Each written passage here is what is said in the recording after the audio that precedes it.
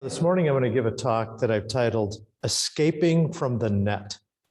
And it's unfortunately, the talk is not as thrilling as that title might suggest, which sounds like some kind of, internet thriller or cyber thriller, but it's actually a line from a verse that I'll be talking about from the Dhammapada. And I wanted to talk about this particular verse, partly because I recently taught a class in the Dhammapada.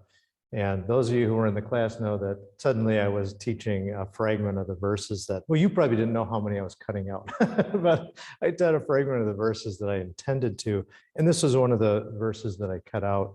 And I came back to it. It actually was going to be my last talk, and I just didn't have the time to work on it. And one of the reasons I want to talk about it, it's the kind of teaching, I think I brought this up in another Sunday talk, that I like.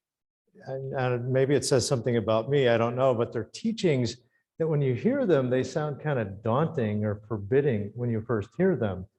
But in them, there's actually encouragement.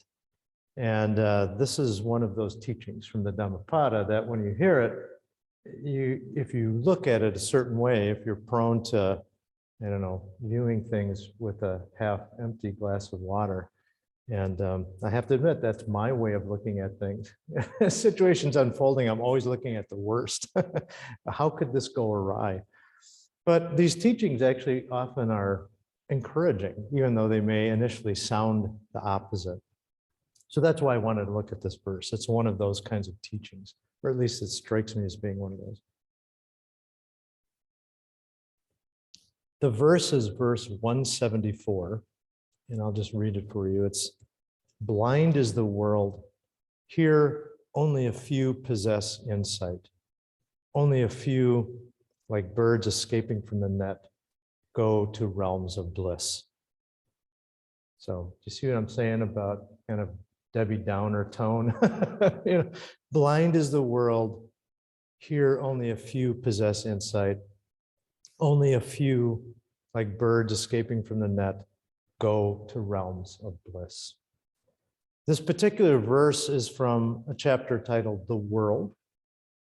It follows a chapter that was called The Self, and in the class I pointed out that these chapters seem to go together. So first we had the chapter that was about the self, or I would say take the word the out there, about self.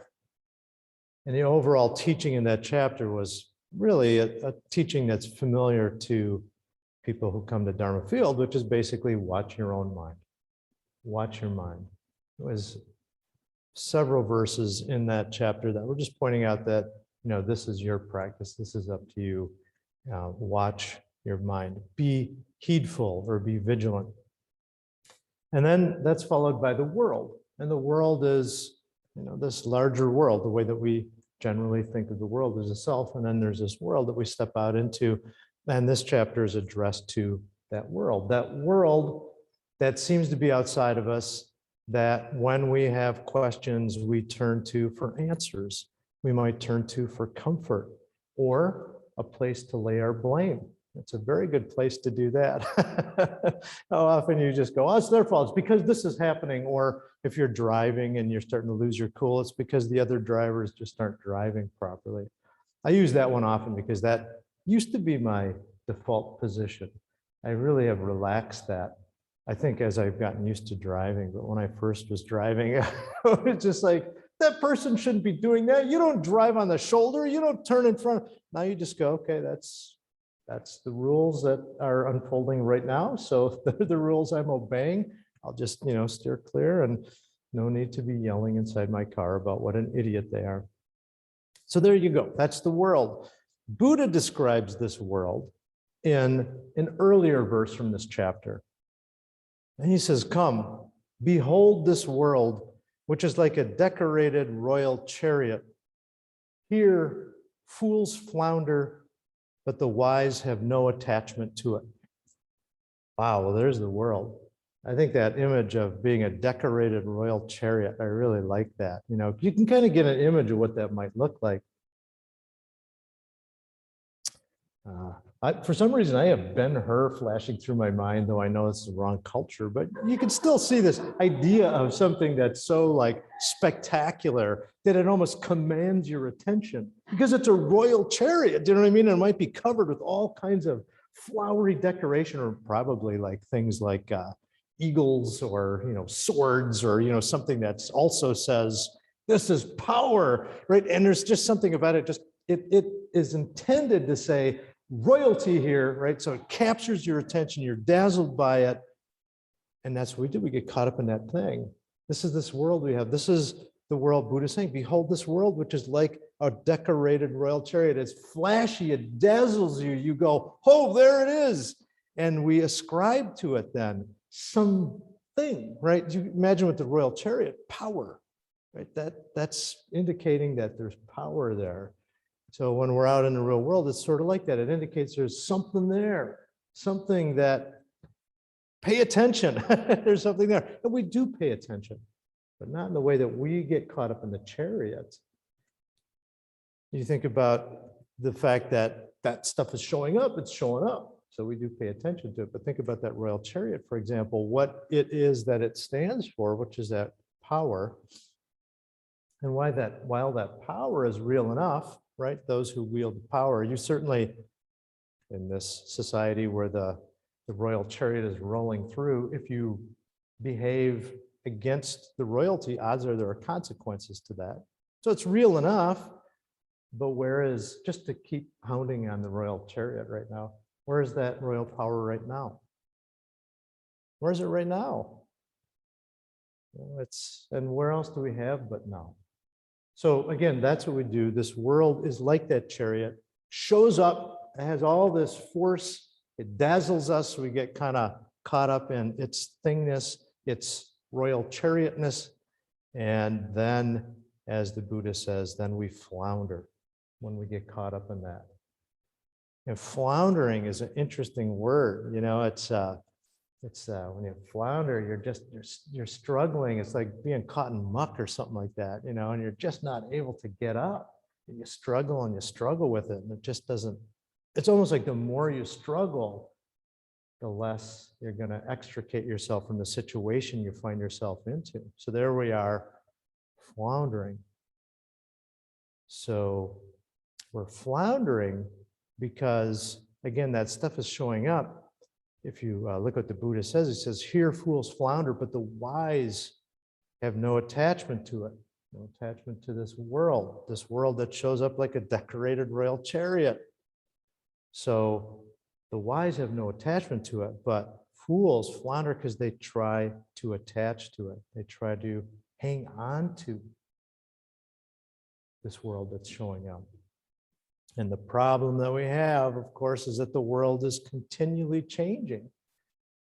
And I was just pointing out yesterday, I led meditation instruction, and I said, you can think of this in all kinds of ways, that the world is continually changing. And for some reason, it just struck me, perhaps because we're in this neighborhood and there are many people who walk their dogs in this neighborhood.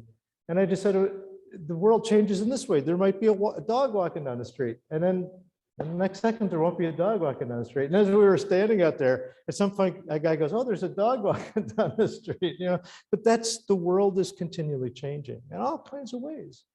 Stuff that shows up seems to arise, and then it goes away, and then it arises, and it goes away. You think about relationships that we have, or feelings we might have, a relationship perhaps that has dissolved. Maybe it's an old friend. We just haven't seen them in a long time.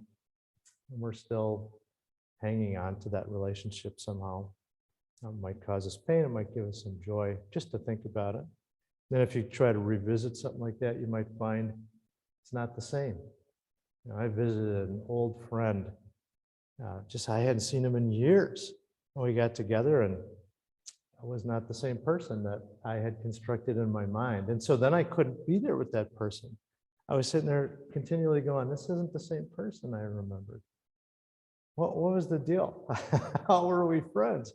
So we do that. We'll hang on to that stuff. Or I remember a friend of mine from my hometown,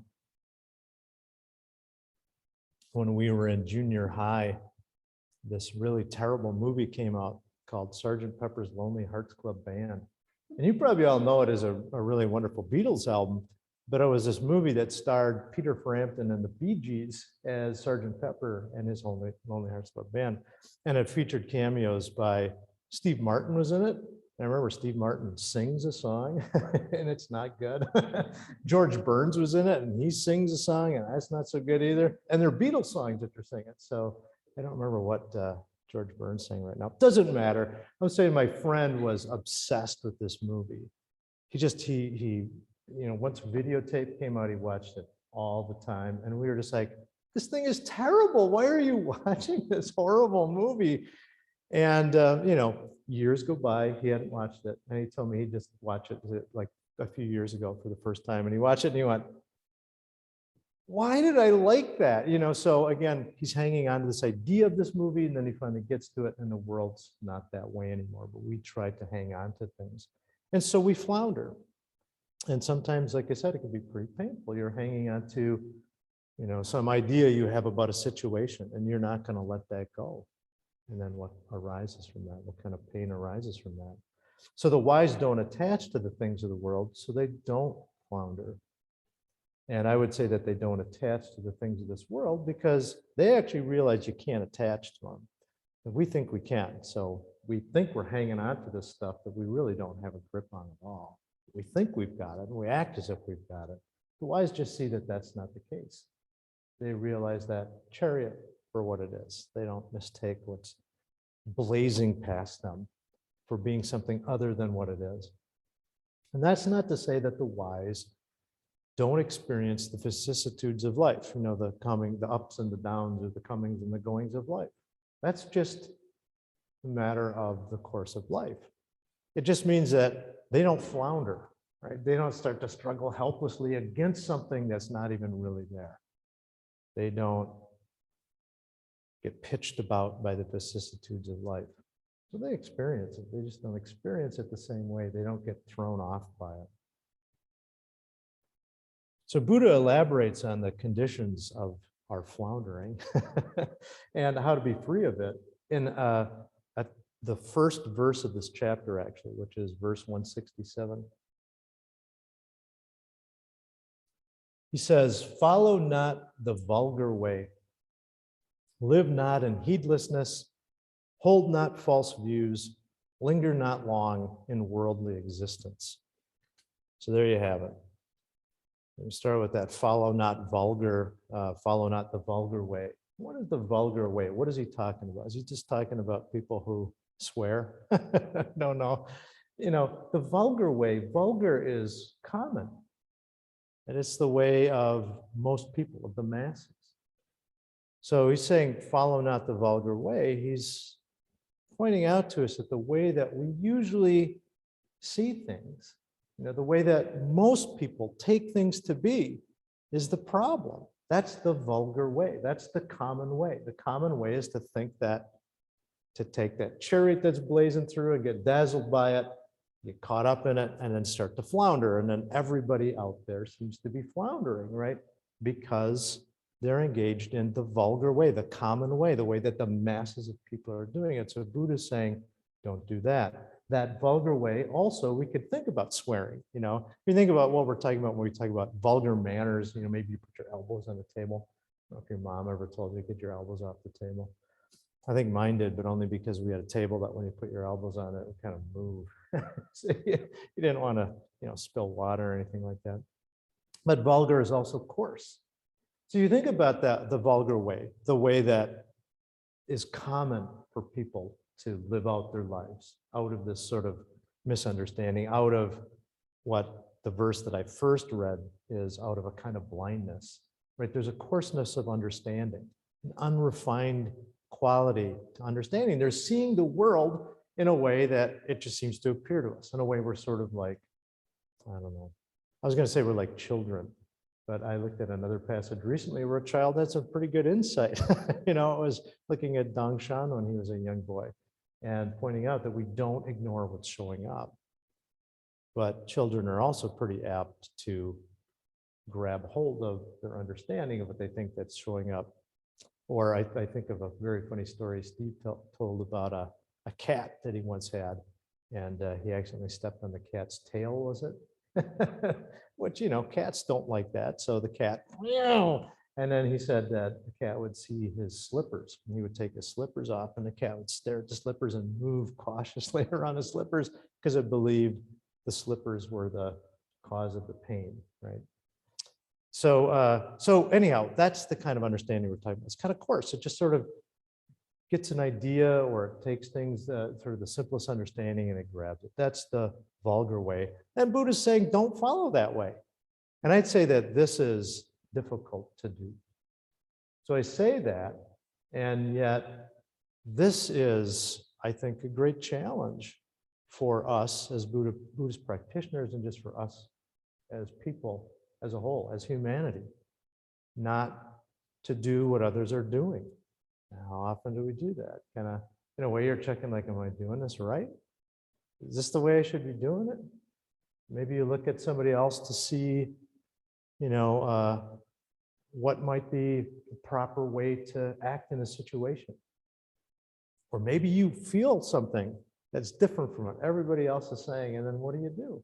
I don't know what you do. I'm not saying there's a right way to do it, but I am saying that that this is difficult for us, to follow not the vulgar way, to follow not the common way, to follow not the way most people are living. It's very hard to do. And again, you really will notice it when you realize that what most people are doing makes no sense, and that you're not going to participate. You know, it's not easy. It's tough. It's much easier just to go, yeah, okay, I see what we're doing is kind of crazy, but what's the harm in it? I'll just do it. So follow not the vulgar way, live not in heedlessness. So heedlessness, in the translation that I was looking at from the Dhammapada, heedlessness, just paying heed. It's like being vigilant. This heedlessness is not paying attention, basically. It's being thoughtless. And again, when you think about how, if we think about the vulgar way, you know, one of the ways that we could describe the vulgar way is it's just not paying attention. In all kinds of ways, not paying attention. Just what I was talking about before, when I met that friend. I hadn't seen him in, I mean, honestly, it was like maybe, I might have said 20 years, but it was much closer to 30 years. And then there I am, and I'm not paying attention to the person that's showing up in front of me at all. I'm just not paying attention. I'm heedless to what's actually taking place. Not completely blind to it. I see something's going on, but I'm doing something with it. So that heedlessness, just not being vigilant to how it is that we, I don't know, say, define, or how we categorize, or how we judge, or how we think we're seeing what's showing up, and then get caught up in it. We're not heedful to that. So Buddha says, live not in heedlessness. Pay attention. Notice how it is that usually when you're reacting to the world, that's what this chapter is, remember the world, that usually when you're reacting to that, you're reacting to your ideas about the world. You're not giving the world a fair shake, you know? So to be free again from this floundering, live not in heedlessness.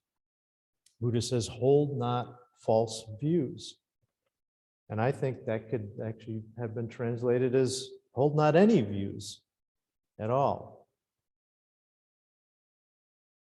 That doesn't mean don't have views, it just means don't hold on to them.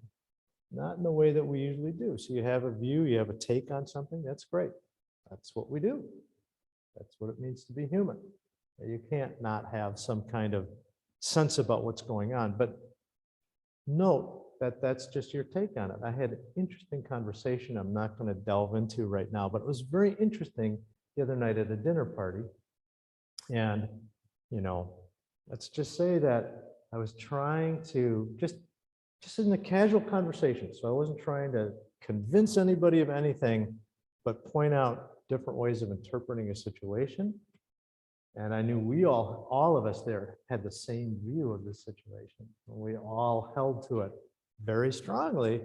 And I just tried to help see what the other views were and how those other views saw our views as harmful, and this one person just didn't understand at all. It was like, yeah, that's fine. That's how it works. The other people have other views, but right now it matters because, and that's not interesting, because that other perspective says the same thing about our perspective, is that, what we're doing is harmful.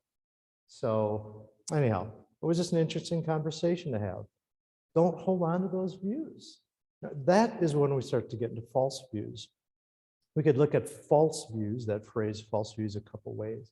One of them is just the way that I was talking about, thinking that your view is reflective of reality. That's how we kind of get it wrong. And believe me, if it's a belief, if it's something you really believe in, and if it's a belief that somehow is supported by the ways that you usually use to have faith in your beliefs, I guess, whatever that is, it's hard to realize that you're holding on to a belief and that it is just a partial view of the world. It's almost impossible, actually. If that's a belief, try shaking it. So we can just notice that we have ideas or view about the world, and we don't have to believe in it. We can, but we can do it lightly. We don't have to hang on to that.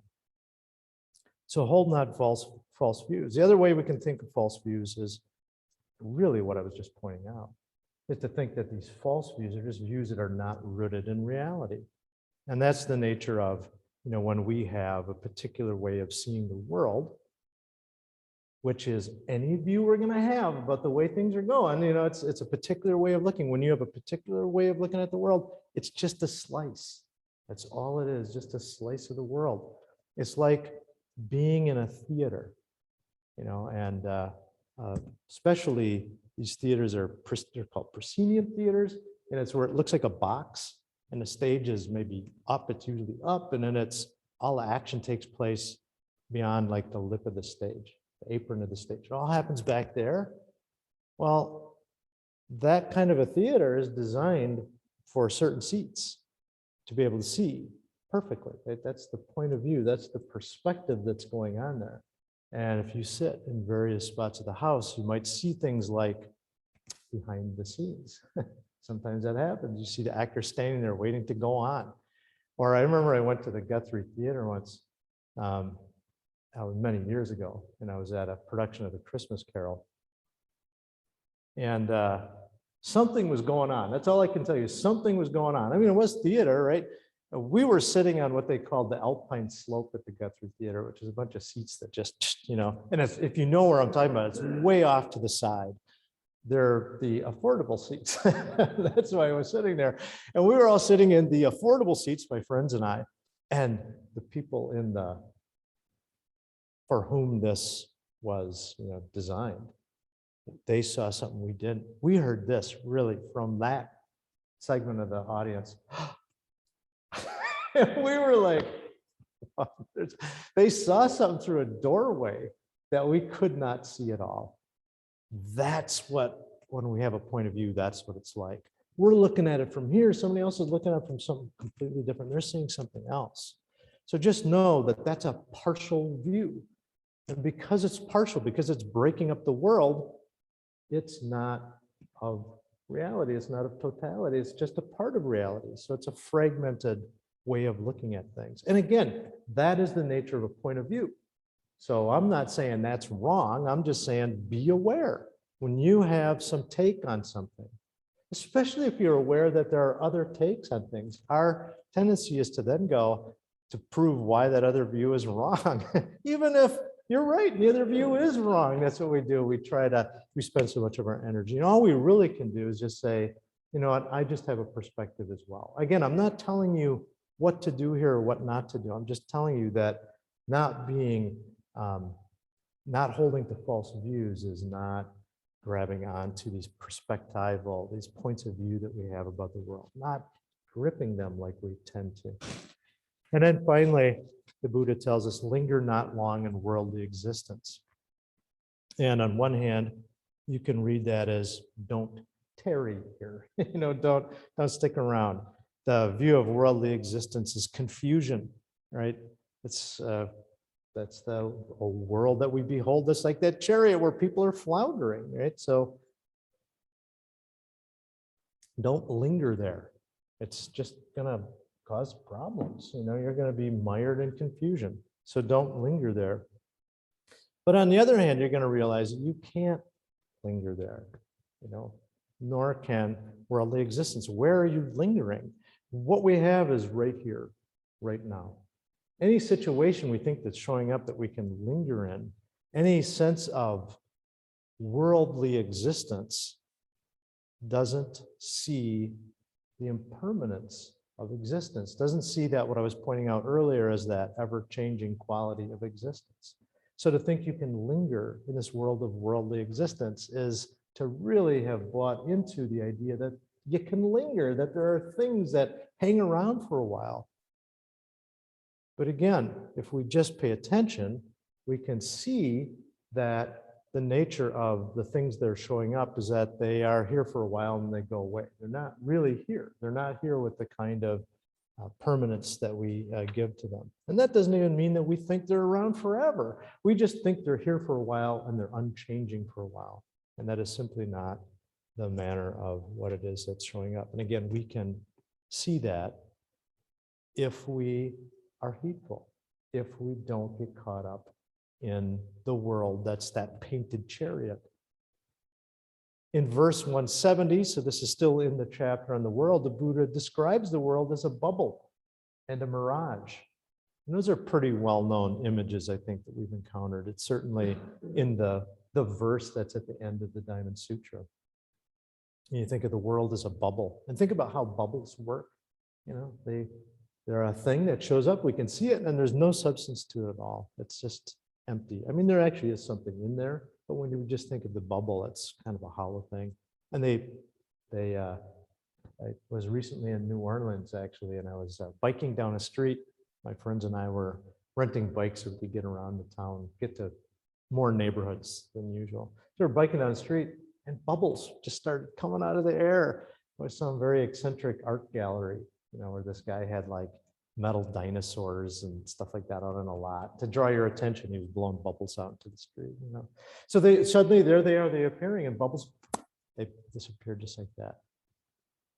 Watching a small child interacting with bubbles is quite a lot of fun, because they just are endlessly amused, at least children that I've seen, by the popping of the bubble, by the disappearance of the bubbles. My cat was always just confused by the whole thing.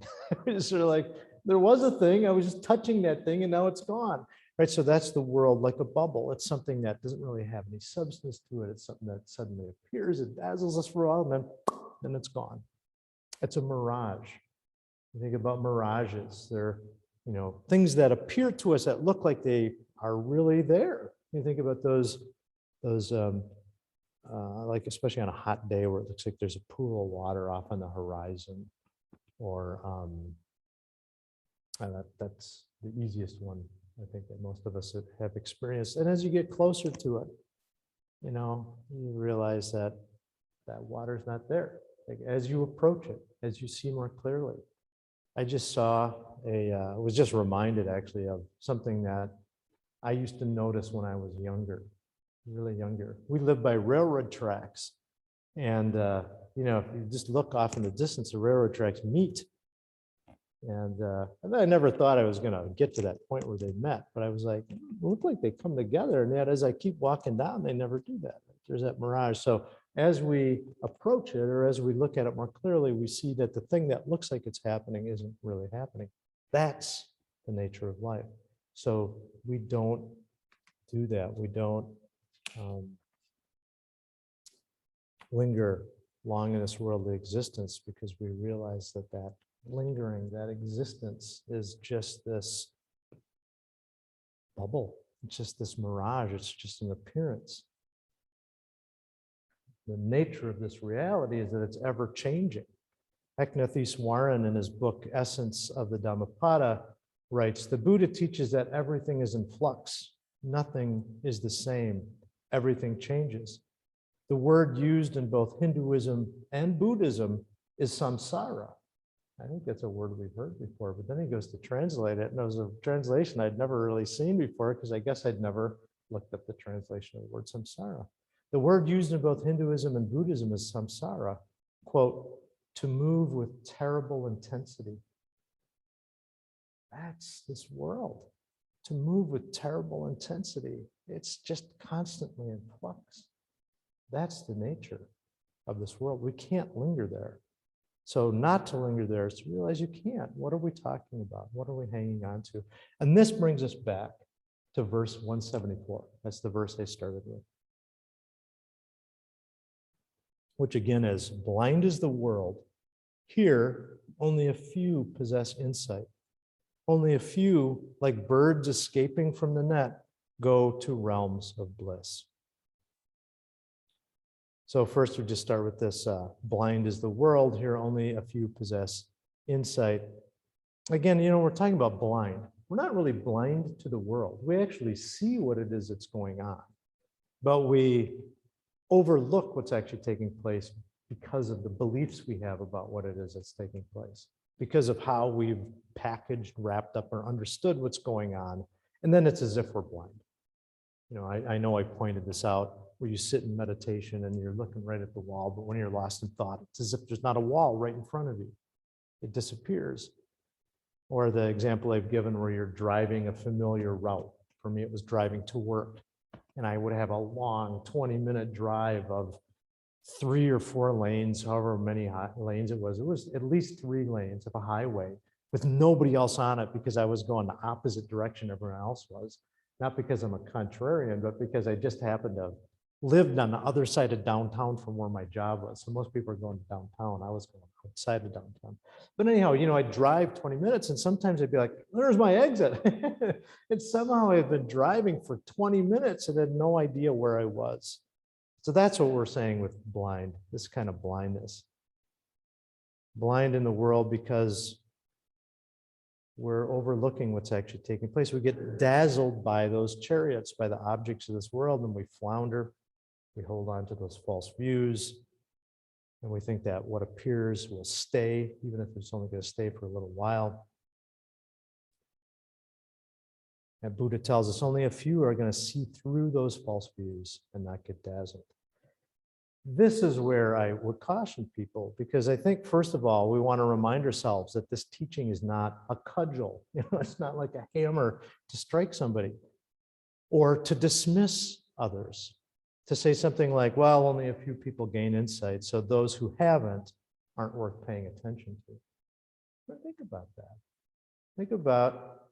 Just think about right now, beliefs you might hold about what's true, and think about when you hear people articulating beliefs that don't jibe with your beliefs, and then ask yourself, how are you responding to that? How do you think about that? Or think about the Buddha Dharma. Do you hear Buddha Dharma that sounds like it's not coming from a place of enlightenment? Are you hearing Buddhist teachings that are like that? Do you then use it as a cudgel or as a way to dismiss that? And it seems to me that no matter what we're talking about, that is a short-sighted way of being in the world. Because really, if we think about the teaching, as I pointed out to you, that Buddha had right before this, it was self. And self was watch your mind. So rather than do the thing we usually do, which is to look at other people, and then we talk about how they've got some kind of fault, some kind of problem, some kind of misunderstanding, and then we go on and on and on about that, and we try to obliterate it or dismiss it or, put it in a hierarchy of this is better than that. Just watch your own mind. Notice that you're doing that. Stop worrying about that. And if you hear something and it's utter nonsense, I have to admit, this is, again, easier said than done, but you don't have to go, that's utter nonsense. I mean, maybe that's called for in a particular situation. So I'm not saying don't. I'm not telling you what to do. I'm just telling you to notice what you're doing. And that Buddha's teaching here is not meant as a cudgel. He's not saying dismiss that those that do not possess insight at all. But we can watch our own minds knowing that few possess insight. We can have insight.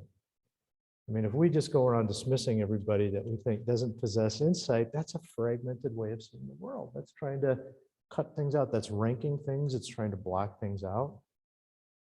Again, what I'm pointing out isn't to accept everything that you hear, but watch your mind when you're encountering stuff that you have problems with.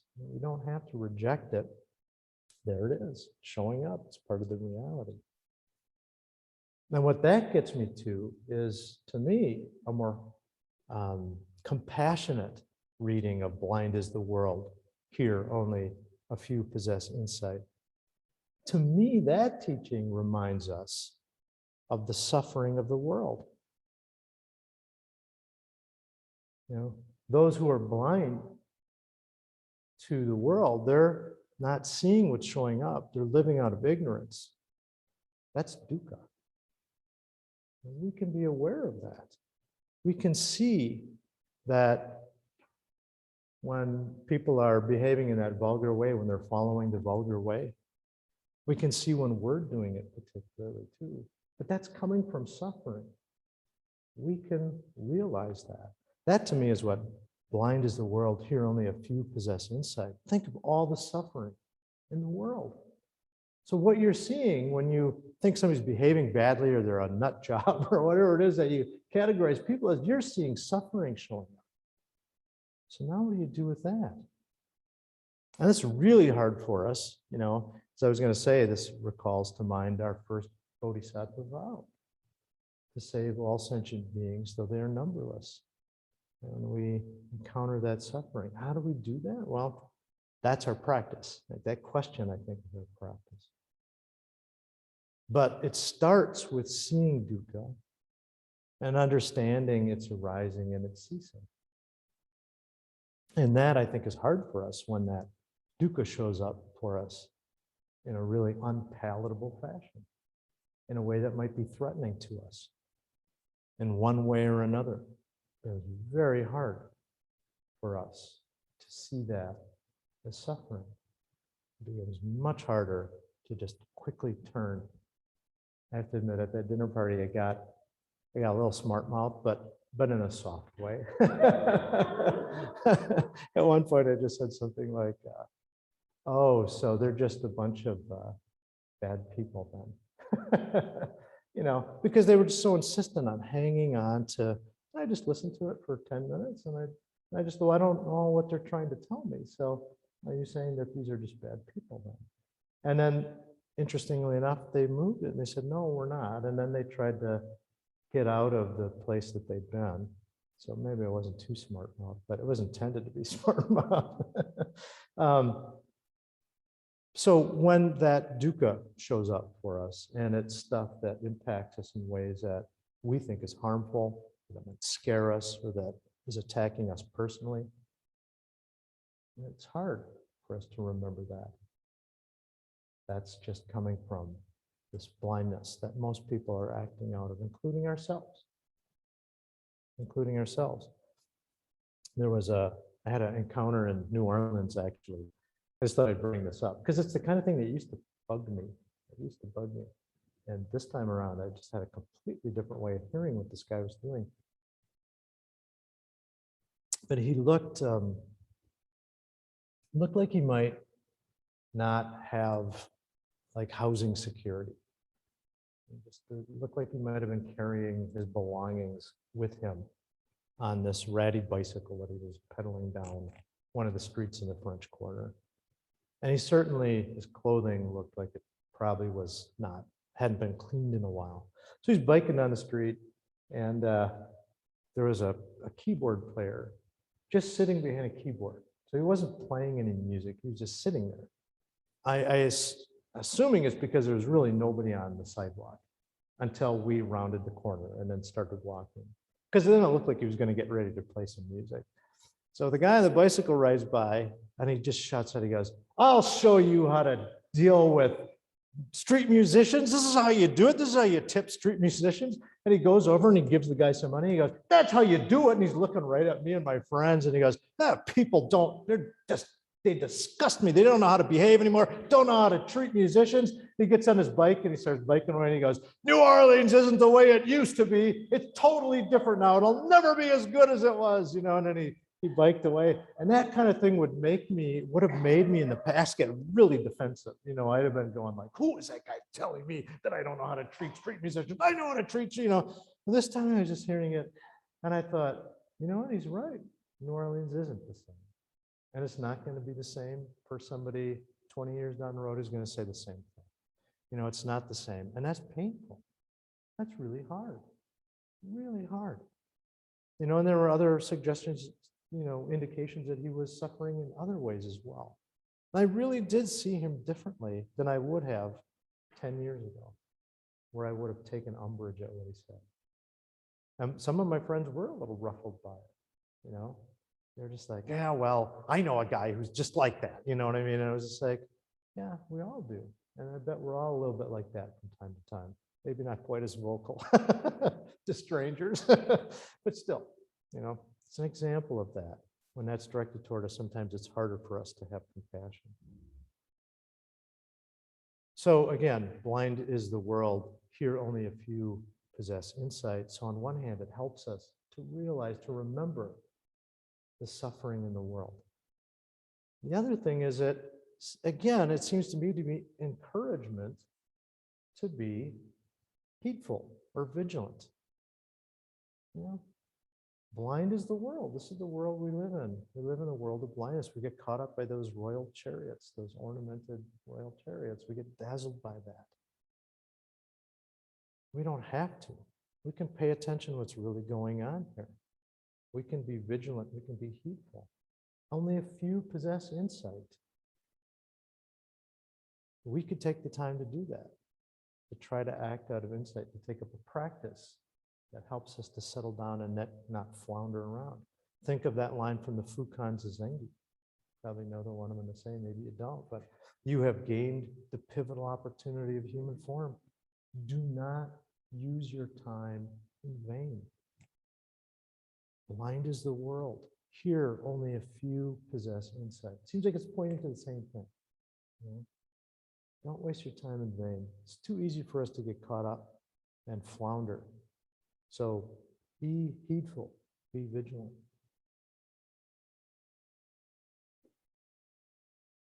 Then he goes on to say, only a few, like birds escaping from the net, go to realms of bliss. I just want to say, go to realms of bliss, calm down. Don't get too excited here. We're just talking about release from dukkha. Those realms of bliss are right here. They're right here. It's just we don't see that. Get rid of the word bliss, or once you get that, then you start getting ideas about what this means. Though I do remember once seeing an Australian movie called Bliss, and one of the images in that movie was a man. He had like a really nice sports car, and an elephant sat on it.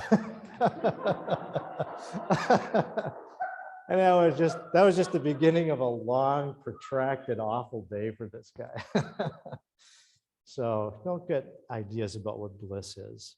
Bliss is just release from dukkha. It's release from that blindness, that overlooking what it is that's actually taking place. That is the condition for the dukkha that we have. What this is pointing out, only a few, like birds escaping from the net, go to realms of bliss, to me, is pointing out you too can escape the net. You too can do that. You are Buddha. You hear that here. Don't forget that. It's easy to forget that. We do forget that. Whenever we see that we've stepped off the path, so to speak, we've just forgotten we're Buddha. That's all. Just remember you're Buddha. Don't forget you're Buddha. We have encountered these teachings. You think about the few who escaped the net. How few people actually encounter teachings like this? We have encountered these teachings. We've heard them. We've read these teachings. They point out to us, you're Buddha. They point that out to us. In all kinds of ways, they point that out to us. These teachings show you the route, R-O-U-T-E, route, the route of escape from the net. And it isn't someplace to go. That's when we think of that. We go, oh, that's the way, that's our escape route, right? But what it shows us that the escape route is just to be here. It's not to go somewhere else. It's to be here, to really be here. To be here, to be now. It's to realize here and now. So we have to be vigilant because you know what? We're already here and now. So when I say to be here and now, that's where we already are. This is the problem we have, is we very quickly overlook that. It sounds banal to us. It sounds not profound to be told, well, here, right now. But we overlook that all the time. This isn't about profundity. This is about just realizing what is taking place. So it's realizing it though. It's starting to take up a practice or starting to take up a, however you want to say, a way of living where you pay attention, where you don't move thoughtlessly through the world, where you don't, after you've made a hierarchy out of everything, buy into that, think that's the way things really are, and not be able to hear or see the suffering of the world, not to be able to hear or see other perspectives. So it's realizing we're here and now. All of us are here and now. You are here and now. So you can be one. To have possess insight, or to have insight possess you, whatever, however you want to put it. Possession is still a little strong of a word, but for there to be insight to arise, to escape from the net. But it's entirely up to you. And that's what that chapter self in the Dhammapada is about. It's about you are responsible for escaping. You are responsible for taking up this practice, for being heedful. You have to do it. Only you can do it. No one can do it for you. It's entirely up to you. It requires effort. Like I said, when you're not following the common way, the vulgar way, that takes effort. You can't, it's much easier just to kind of do what everyone else is doing. It's not that it doesn't cause problems. Of course it does. It just, we don't have to, we just kind of go with the flow. That causes its own problems, but in order to not flounder, not be caught, you need to practice, but you can't.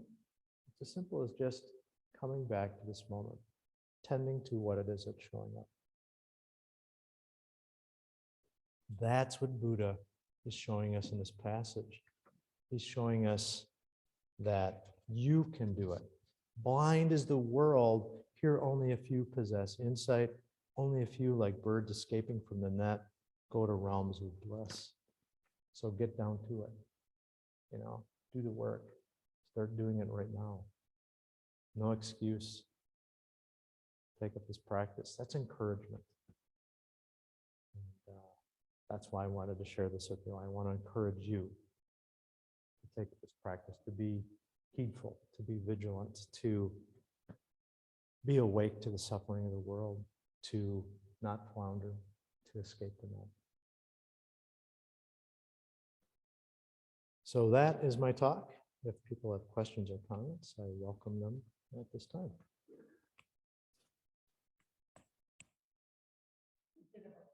Yeah. I have to say, I was impressed with this man on the bicycle who was ranting about how musicians of the world are going to musicians. Because even though he looked like he had likely housing insecurity, didn't you say he gave him? He gave him money. Yeah. Now, he did draw attention to his generosity in a very interesting way, but nonetheless, I admire his generosity. Yeah. He's suffering, and yet he gave to the students. Absolutely. Yeah. I was very touched by that, actually. Yeah. I'm not even sure if he knew that guy. He seemed to know a lot of people, but I don't know if he knew that guy. Also, when we were talking about the Royal Chariot, and this is my association, I thought about something I heard on NPR about Joe Manchin's car, which I think is a Lambo. And that's all I'm going to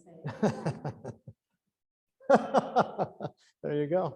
This is The- Senator Joe Manchin, Yeah. West Virginia. But the Lamborghini, there's another ornamental, And that's exactly. royal chariot. Yeah. Absolutely. Yeah. Is it another one?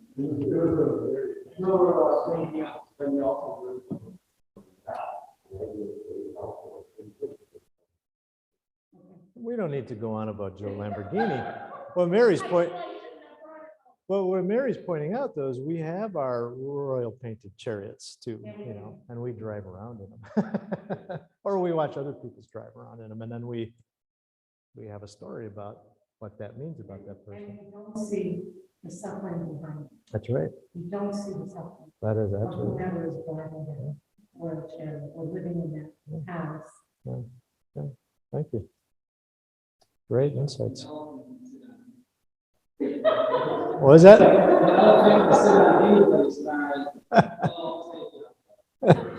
Yeah, there's something about the fact there was a little red sports car. It looked like a ball almost. You know what I mean? It didn't really look like a ball, but I was trying to think, why did the elephant sit on it? And I could only think it was imagining it was sitting on a ball or something. But anyhow, yeah, right, exactly. Elephants sit on any car. So I was just going to say that it's striking me as timely that you gave this talk, because yesterday something like what you're describing, encountering beliefs and am I coming through? Yes, yep. Okay. And so I was faced with like, what do I do with it? Because those beliefs, this is in a barbershop of all the mundane places you can be. And I guess I'm just left feeling good that this is where your choices occur, right in your life. I mean, maybe that sounds pretty banal, but I mean, it is encouraging because this is your life and this is where you do it or not. So that's all I want to say. The talk dovetails nicely with what happened to me yesterday, and I appreciate that. I want to thank you for sharing that, Roger. Absolutely, right? That's a great way to put it. This is our life showing up, and how do we take care of that? So, and yeah, we'll probably notice things like this pop up all the time in our lives, right? So, I appreciate your comment. Thank you. Anything else?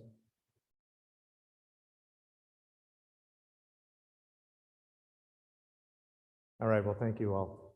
Thank you.